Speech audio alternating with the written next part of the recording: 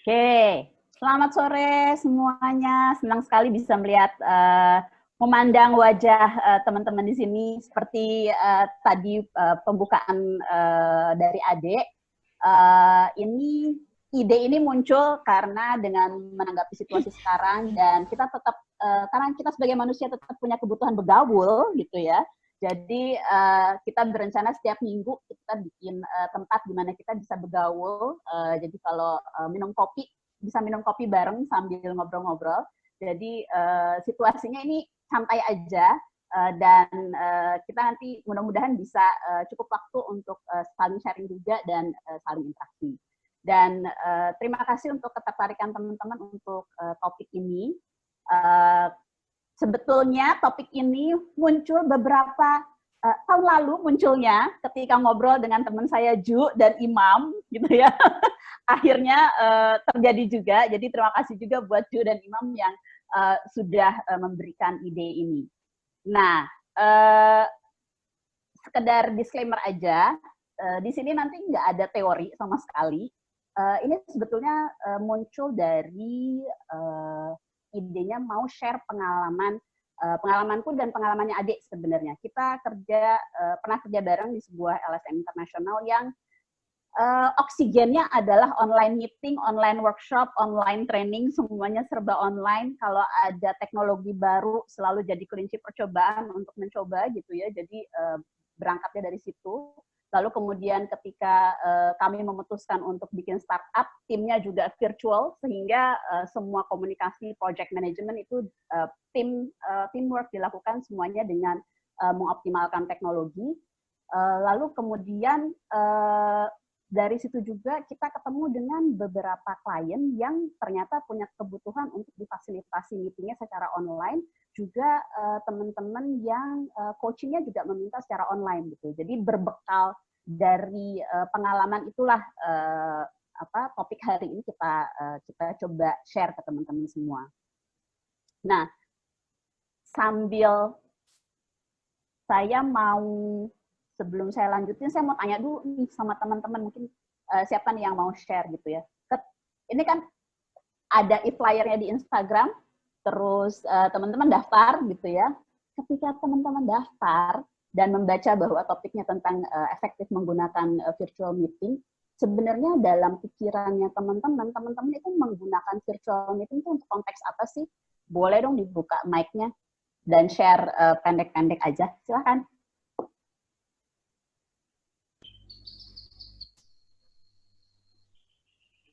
Halo Mbak Sari, Lela. Langsung. Kalau jadi virtual meeting ini ya mau nggak mau kita gunakan dalam kondisi darurat ya. Yang kayak gini memang sebenarnya sih udah ada ide dari tahun lalu untuk kita menggunakan aplikasi ini. Cuma ya karena kondisinya seperti ini ya mau nggak mau harus digunakan. Nah di ruang lingkup kantorku sendiri itu kita kan setiap bulan itu ada acara yang namanya technical gathering. Jadi kita mengumpulkan customer untuk memberikan sedikit edukasi mengenai servis di perusahaan kita. Jadi karena kondisi ini ya mau nggak mau virtual meeting ini akan kita gunakan gitu. Jadi baru kemarin aku coba-coba cari aplikasi yang paling mudah, paling gampang untuk digunakan. Itu sih Mbak. Jadi kita nggak diem aja di rumah gitu. Jadi kita tetap kontak dengan customer kita melalui online meeting ini. Itu sih. Oke. Thank you Mbak Lila untuk sharingnya. Jadi kalau Mbak Lila konteksnya sekarang karena memang didesak oleh situasi gitu ya, walaupun memang sudah muncul dari tahun lalu, kalau sekarang jadi teknologinya terpaksa memang harus dipakai gitu ya. Ya, betul. Thank you. Boleh dong dengar satu lagi yang mau share? Aku mau salam juga nih, ada Wilsa ternyata dari Ternate yang join. Welcome Wilsa. Halo, baru masuk, baru bisa denger. Oke. Jadi ada baru ngikutin pas terakhir. Baiklah, ini kita lagi mau share dulu nih. Ketika teman-teman memikirkan tentang virtual meeting, sebenarnya teman-teman memikirkannya dalam konteks apa? Boleh pendek di-share, silahkan.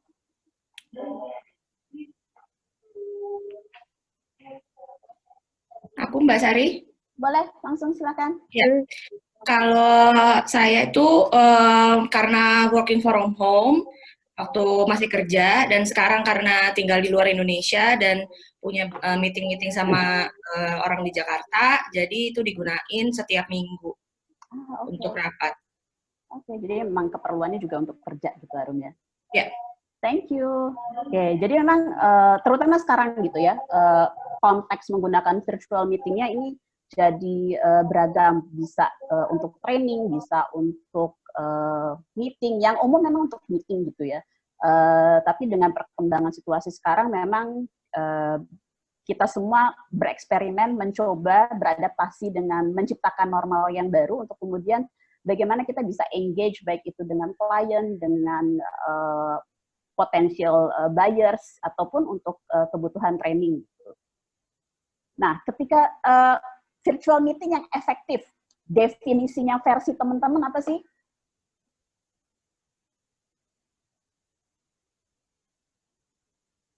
Halo. Ya, silakan Ju.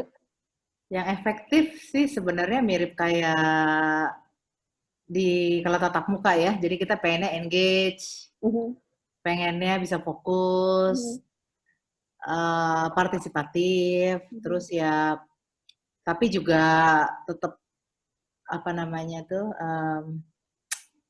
orang tetap respect juga gitu loh. Ya, gitu. Thank you, Ju. Jadi artinya kalau buat Ju definisinya mau itu virtual, mau itu tatap muka, tetap ada prinsip-prinsip dari effective meeting yang tetap dijalankan gitu ya. Dan kalau yang aku dengar dari Ju, kayaknya Ju bertanya-tanya, kalau virtual nih respect-nya dapetnya dari mana gitu ya. Karena kalau virtual terutama kita nggak ada engagement fisik. Di layar ya kita hanya bisa melihat segini gitu ya. Bahkan kadang-kadang kalau hanya audio, kita malah nggak lihat apa-apa gitu ya, benar-benar cuman apa yang muncul gitu. Jadi pertanyaan tentang, oke, kita tetap harus bisa respect apakah itu offline, online. Nah, dalam konteks sore ini, sejam ini, ketika saya bicara virtual meeting yang efektif, yang saya pakai definisinya adalah virtual meeting itu diskusi dua orang atau lebih yang ada tujuan tertentu yang mau dicapai dalam durasi waktu tertentu, gitu ya, dan menggunakan teknologi komunikasi apapun itu.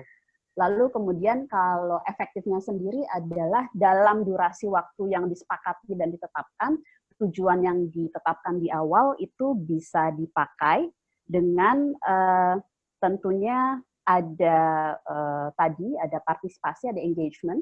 Lalu kemudian selalu harus diakhiri dengan tangible action plan, dan juga siapa yang akan melakukan tugas-tugas tersebut, jadi ada assign role-nya. Lalu kemudian ada kesepakatan untuk check-in point, karena yang membedakan situasi sekarang dengan situasi sebelum pandemi ini adalah keterbatasan kita untuk fisik ataupun melihat anggota tim kita atau klien kita bertemu langsung itu kan terbatas gitu ya. Jadi selain rencana aksi yang penting didapat juga adalah check-in point-nya mau pakai cara apa. Gitu. Jadi konteksnya itu kalau saya dalam hari ini kita ngobrol soal virtual meeting yang efektif. Nah, dan ini konteksnya adalah teman-teman saya share dalam konteks sebagai host dari meetingnya, bukan sebagai peserta. Jadi peran sebagai orang yang melead percakapan diskusinya.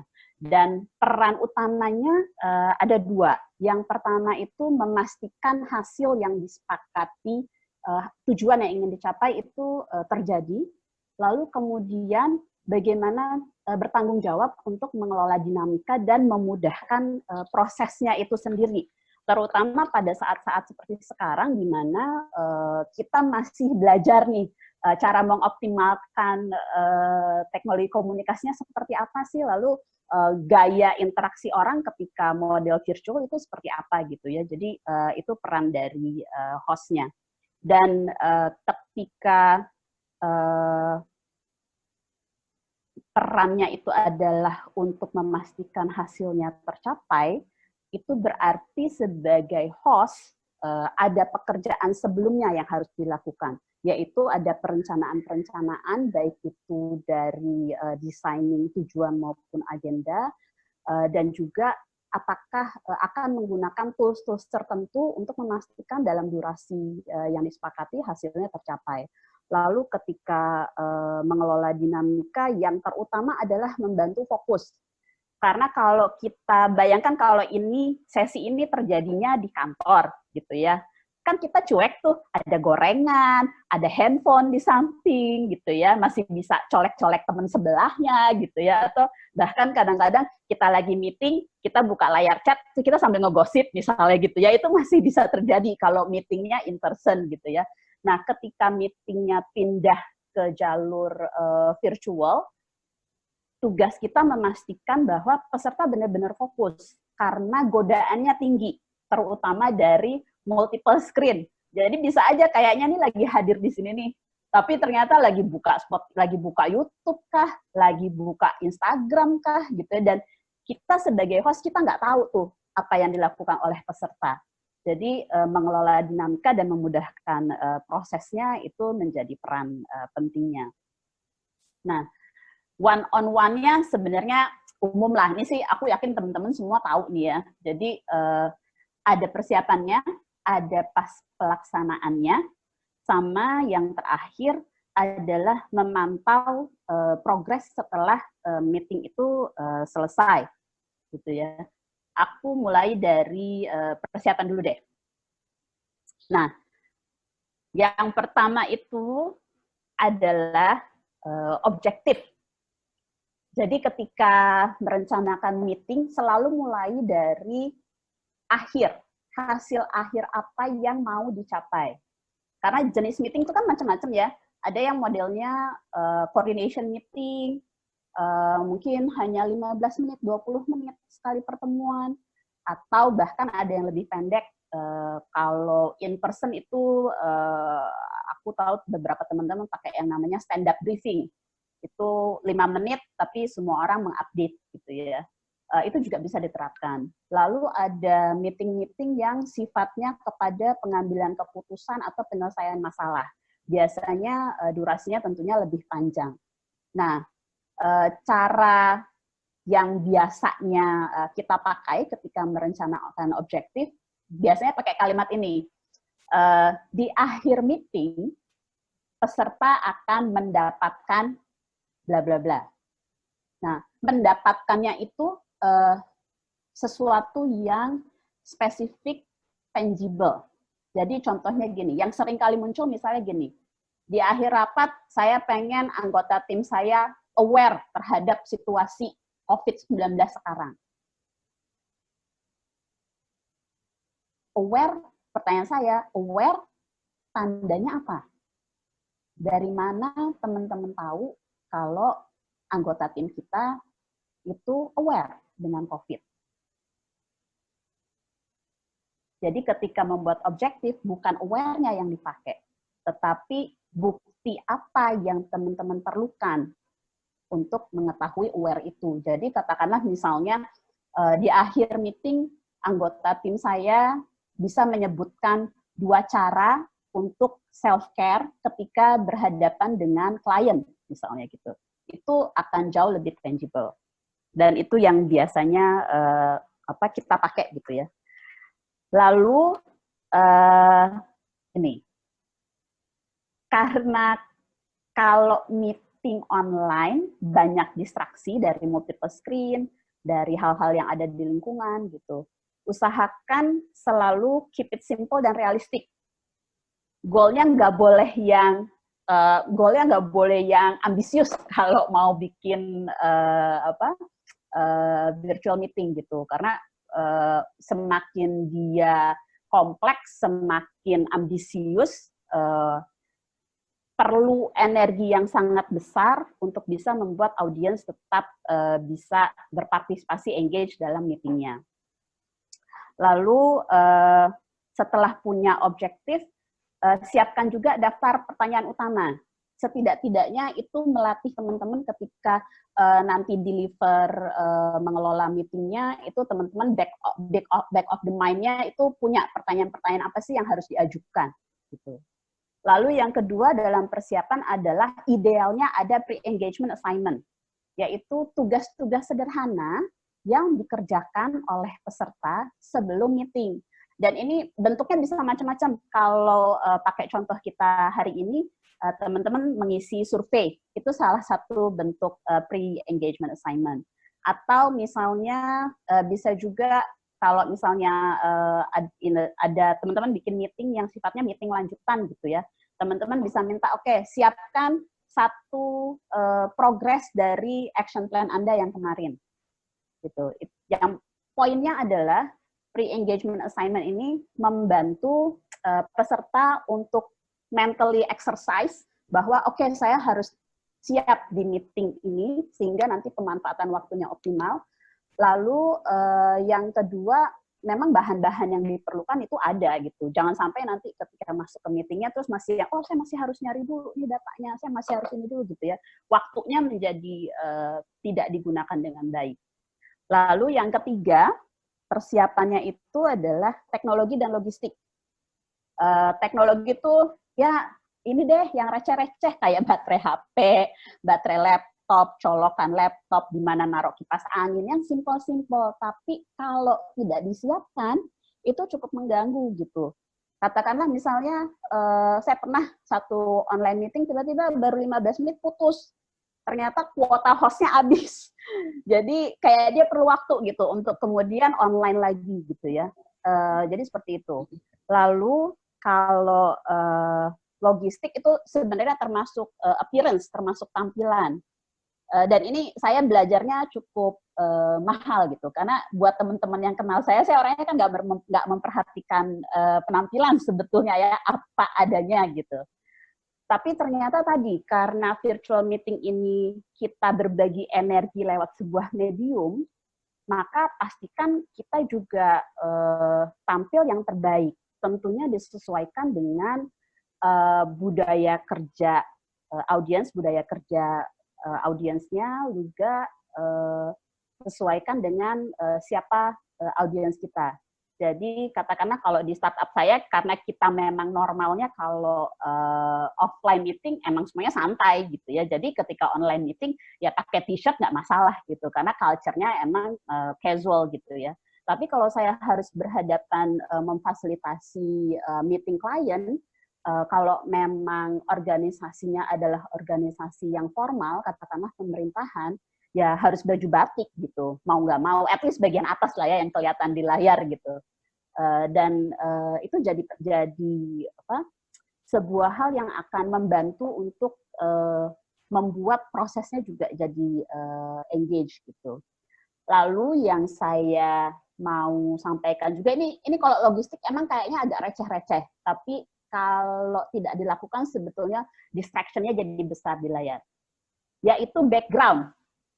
Jadi saran, kalau yang klasik itu rak buku dan polos, itu klasik, rak buku atau dinding polos aja. Kalau teman-teman punya hobi, sebetulnya teman-teman bisa cari pojokan di rumah yang sesuai dengan jiwanya teman-teman. Jadi misalnya aku tahu senang main musik gitu ya. Kalau bisa bikin pojokan yang background-nya memang piano gitu, itu satu hal yang akan membuat tampilan background-nya jadi lebih baik. Atau kebun misalnya, kalau memang punya kebun bunga gitu ya, atau hal-hal lain. Yang satu yang saya suka bawel adalah hindari horden, tirai, terutama tirai tertutup.